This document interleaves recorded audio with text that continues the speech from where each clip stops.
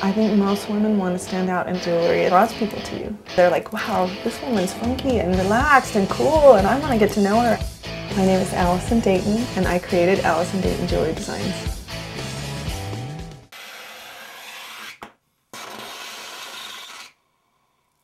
I made jewelry once in college, but trying to get a career going, right? I couldn't be bothered to make jewelry. After I had my last of 3 babies, I was super depressed, and a girlfriend took me to a jewelry parts store. I spent like $500 on the beads. I was sick to my stomach. What am I doing? Took it all home and just started putting them together. I wore them out one day, and a lady at a store was like, I gotta have those, and it just sort of grew from there. It gave me like a sense of excitement for every day.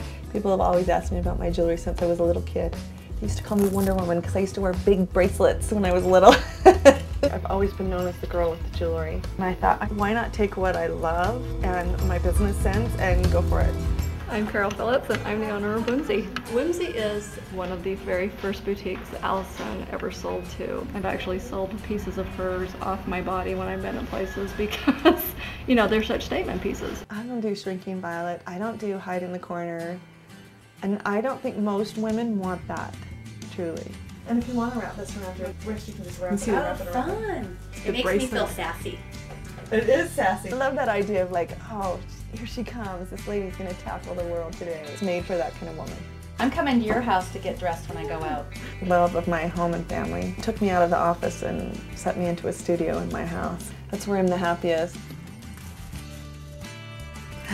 The glamour of my life. They see a strong, healthy mom who's got great creative outlet, who's making money, who's traveling to fun places. I think it's good for them to see that.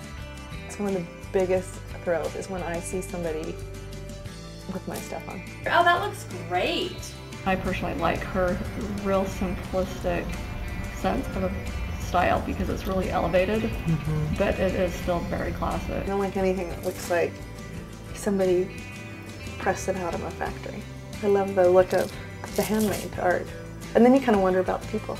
These are Tibetan bear whales. This is an Ethiopian cross. It predates Christ. So this piece is it's called a scrimshaw. Back in the days of whaling, sailors would take the whalebone and they would carve into it and then paint it. You know, you think about tattooing and how people tattoo their bodies, and that's what jewelry is. It's just that some days I'm a little cowboy and sometimes a little rock and roll, and then once in a while I want a little garden and I feel all delicate and Victorian. It becomes part of your identity. If I want to be comfortable and strong, I wear this.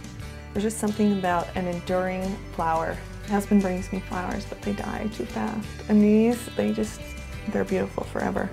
I just love that flower. It's my favorite. I have the greatest job in the whole world. I get to be with my kids, be in their life all the time, and design jewelry, which, I mean, what could be better than that? I love it all.